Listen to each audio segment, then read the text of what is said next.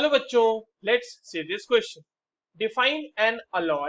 How are alloys prepared? How do the properties of iron change when a small quantity of carbon mixed with it? चलिए इस question को solve करते हैं बच्चों. सबसे पहले तो ये देखते हैं कि इस क्वेश्चन को सॉल्व करने के लिए हमारे पास कौन से की कॉन्सेप्ट की जानकारी होनी चाहिए.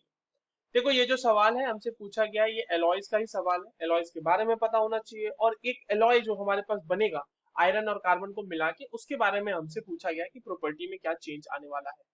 सबसे पहले तो एलॉय समझ लेते हैं बच्चों की एलॉय क्या होता है.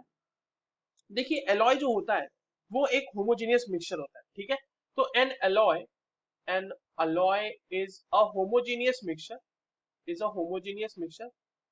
ठीक है, होमोजेनियस मिक्सचर. और किसका मिक्सचर होगा ये? तो होमोजेनियस मिक्सचर ऑफ टू और मोर मेटल्स.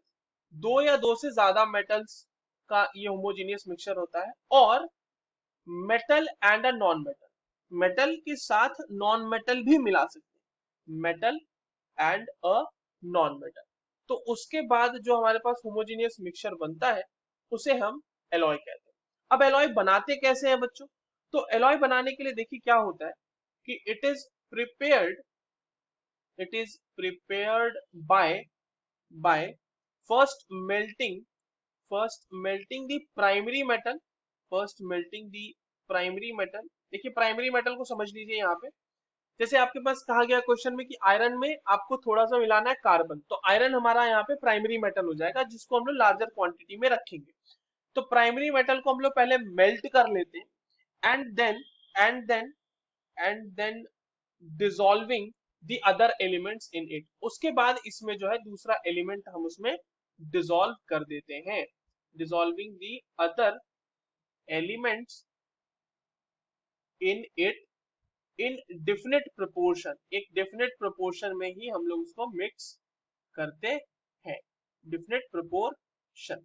ये हो गया एलॉय. और ये कैसे बनता है? अब हमसे ये भी पूछा जा रहा है कि आयरन में जब हम स्मॉल क्वांटिटी ऑफ कार्बन मिला देंगे तो क्या चेंज आएगा. देखिए, आयरन है और उसमें आपने ऐड किया है कार्बन.